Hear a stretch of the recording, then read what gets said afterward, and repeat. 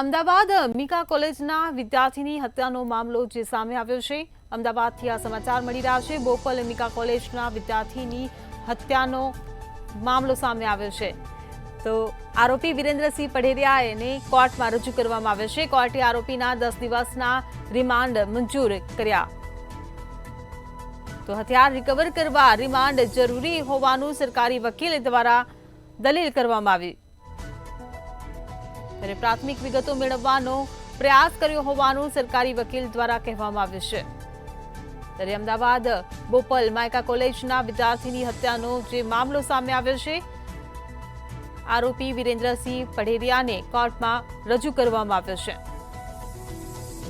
ત્યારે કોર્ટે આરોપીના 10 દિવસના રિમાન્ડ મંજૂર કર્યા। સંવાદદાતા મિત રાઠોડ આપણી સાથે લાઈવ જોડાઈ ગયા છે। જે મિત, અમદાવાદ બોપલ વિદ્યાર્થી હત્યા કેસ મામલે આરોપીના રિમાન્ડ મંજૂર કર્યા છે, શું કહેશો?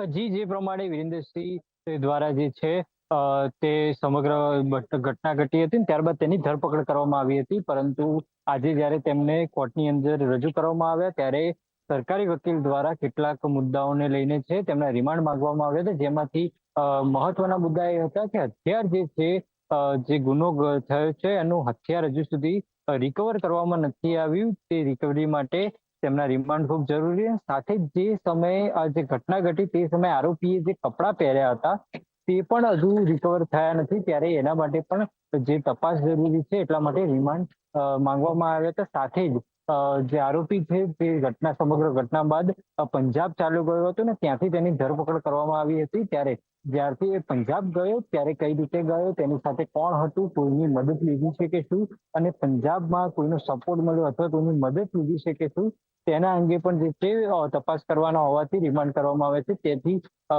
ગુજરાતથી પંજાબ સુધીનો જે રસ્તો હતો ત્યાં સીસીટીવી અને અન્ય વસ્તુઓ જે છે તે મેળવવા માટે રિમાન્ડની માંગણી કરવામાં આવી હતી। સામે પક્ષે બચાવ પક્ષના વકીલે કહ્યું હતું કે આરોપી પર મીડિયા ટ્રાયલ ચાલી રહ્યા છે, મીડિયામાં તેને આરોપી નહીં પણ પરંતુ દોષી જે છે તે ઠેરાવી દીધો છે, અને પોલીસ પણ એક થિયરી લઈને બેઠી છે અને તે સાબિત કરવા માટે આ રિમાન્ડ માંગી રહ્યા છે। અને તે જ કારણ ત્યારબાદ જે છે ચુકાદો આવ્યો હતો ને તેની અંદર 10 દિવસના એટલે 25 નવેમ્બર બપોરે 3 વાગ્યા સુધીના હાલ જે છે રિમાન્ડ મંજૂર કરવામાં આવે છે। અને હાલ જે કેટલાક મુદ્દાઓ છે કે હથિયાર રિકવરી કરવા, ઘટના સમયે જે કપડાં પહેર્યા હતા તે, અને જે પંજાબ ગયો ત્યારે કોઈની મદદ મેળવી છે કે શું, તેના અંગેના જે તપાસ માટે રિમાન્ડ હાલ મંજૂર કરવામાં આવે છે। જી જીમિત, પોલીસે એવી પણ દલીલ કરી હતી કે પૂછપરછમાં આરોપી સહકાર નથી આપી રહ્યા, તો શું આરોપીને હત્યાને લઈને આ કોઈ પછતાવો નથી? જી, જે પ્રમાણે ગઈકાલે આપણી સામે દ્રશ્યો આવ્યા હતા કે આરોપી જે છે રડી રહ્યા હતા, પરંતુ પોલીસે આજે રિમાન્ડ મુકતી વખતે જે વાત કરી કે આરોપીએ પોલીસે સહકાર નથી આપ્યો।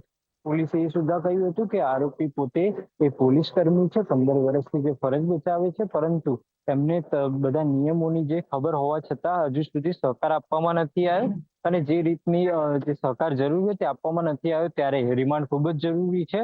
અને એટલા માટે જે રિમાન્ડ જે 14 દિવસના માંગવામાં આવ્યા હતા, એટલે કે સંપૂર્ણ જે રિમાન્ડનો પીરિયડ હોય સંપૂર્ણ માંગવામાં આવ્યો હતો, પરંતુ નામદાર હાઈકોર્ટ જે ગ્રામીણ કોર્ટ દ્વારા જે છે તે 10 દિવસના રિમાન્ડ મંજૂર કરવામાં આવ્યા છે। આરોપીએ જે છે હકીકત અથવા તો છરી રસ્તામાં કંઈક ફેંકી દીધી હોવાની વાત કરી રહ્યો છે, પણ ક્યાંય ફેંકી તેની હજી સુધી કોઈ જગ્યા અથવા તો સ્થળ બતાવ્યું નથી, એટલે કે ચોક્કસપણે કહી શકાય કે જે આરોપી દ્વારા પોલીસને સહકાર નથી આપવામાં આવ્યો તેવું પોલીસ દ્વારા કહેવામાં આવ્યું છે। જી, આભાર।